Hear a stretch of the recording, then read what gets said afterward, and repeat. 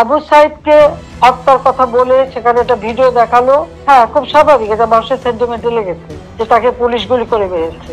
এখানে আমার প্রশ্নটা হচ্ছে, তাকে যদি পুলিশ গুলি করে থাকে, তো গুলি খাওয়া একটা লোক এরা টেনে নিয়ে গেল, এখানে কিন্তু কোনো রক্তের চিহ্ন দেখা যায়নি। দ্বিতীয় কথা হচ্ছে যে তার সঙ্গী সাথীরা যে তাকে টেনে নিয়ে গেল, কোথায় নিয়ে গেল?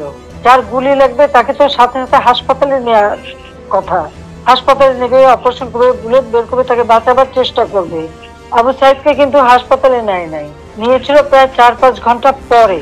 4-5 ঘন্টা পরে হাসপাতালে নেওয়ার পর ডাক্তাররা যখন চিকিৎসা করে তখন সে তার মাথায় আর একটা ভিডিওতে দেখা যাচ্ছে তার মাথা, ওরা যখন পুলিশকে ঢিল মারছে, সেও পুলিশকে মারতে মারতে এগিয়ে যাচ্ছে, তার মাথায় একটা ঢিল এসে পড়ে, সে মাথায় হাত দেয়। তাহলে প্রশ্ন যে এই একটা সেন্টিমেন্ট তুলে তারা যে এতগুলি জীবন নিয়ে খেললো, এর জবাব কে দেবে?